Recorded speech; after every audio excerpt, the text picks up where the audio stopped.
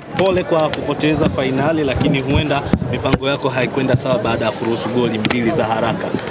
Kulikosekana umakini kiasi gani kwa wachezaji wako na kufanya kuwa mgumu zaidi, na pengine labda hata mipango uliyoipanga kuibadilisha kwa wakati mmoja baada ya kuruhusu goli mbili za mwanzo?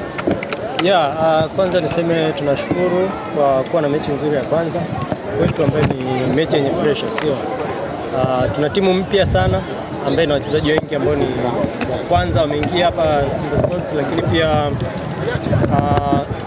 sisi pia tuko kwa ajili ya kuangalia wapi ambapo tumetoka na wapi ambapo tunaelekea kwa malengo ambayo tuko nayo.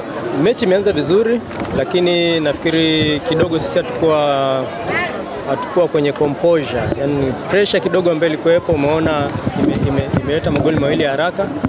Sasa paka kuja kutulia, tumekuja kutulia baadaye na kuanza sasa kujaribu kutafuta nafasi za sisi kucheza na kufunga na maybe kuzuia tusifunge.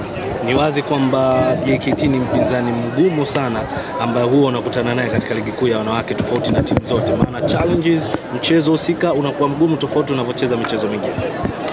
Ni kweli JKT ni timu nzuri. Of course kwa mimi ni mara ya kwanza nakutana nao, lakini tayari tuko na makocha ambao wana uzoefu na walikuwa nao.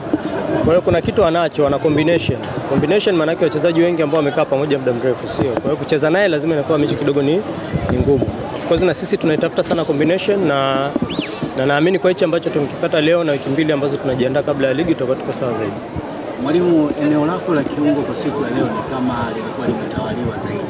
Yeye ni kwamba mpinzani alikuwa bora zaidi au kwa kweli kuna changamoto eneo la kiungo? Strategy tulikuwa tunalinda zaidi washambuliaji wao, kwa sababu sisi tuliona hatari zaidi kwa kwenye washambuliaji wao, na hata ukiangalia mechi JKT mara nyingi umeona mipira mingi wanapiga mirefu. Kwa hiyo hatari zaidi ilikuwa iko nyuma na maybe sisi zaidi kwenda mbele. Kwa hiyo katikati tuliweka watu wawili strategically kwa sababu ya kuwa na namba nyingi kwenye watu wa nyuma na maybe tukiwa tunashambulia kwa na namba nyingi pia kwenye watu wa nyuma. Asante sana. Asante coach.